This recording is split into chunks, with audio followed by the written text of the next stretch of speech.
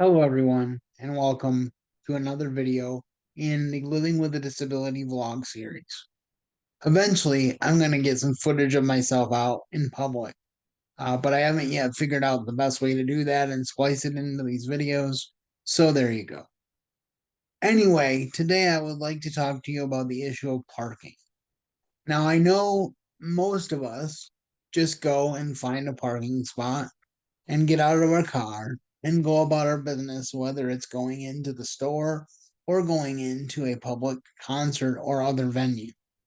But for people with disabilities, it can be much more problematic. Allow me to paint a picture for you that has happened to me on multiple occasions. You go to an event and you park in a parking spot that is hopefully a handicap parking spot, and you park there not so much because it's close to the building, although that's nice in cold weather situations. The main reason that you park there is because you want to have enough room to get your ramp out. So you park and you head inside and you enjoy your time only to come out later and find that someone has parked next to your space, completely disregarding the sticker or the fact that you're in a handicapped space. Now, you may be saying, this doesn't happen that often, does it? But you'd be surprised.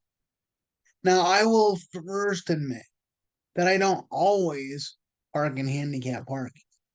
When it's a nice day, I will sometimes have my driver park even in the back of a parking lot.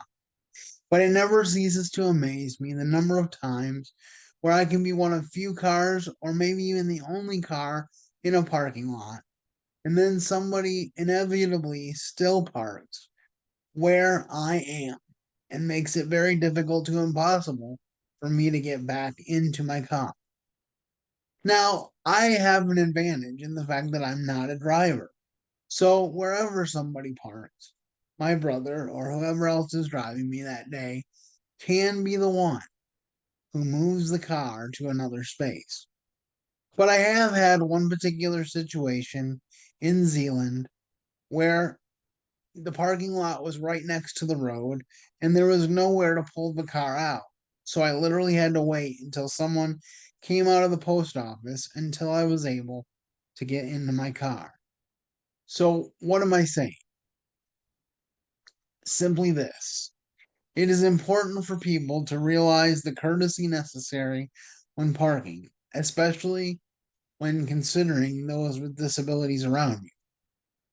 Having said this, I understand that there are some people who have disabilities where the disabilities aren't readily visible, and I respect that.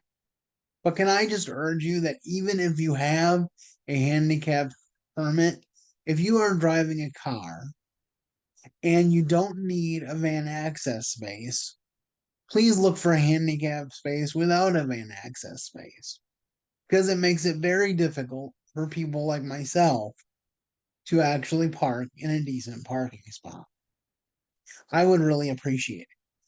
The interesting thing for me is that I often am less on edge about this than the people who drive me.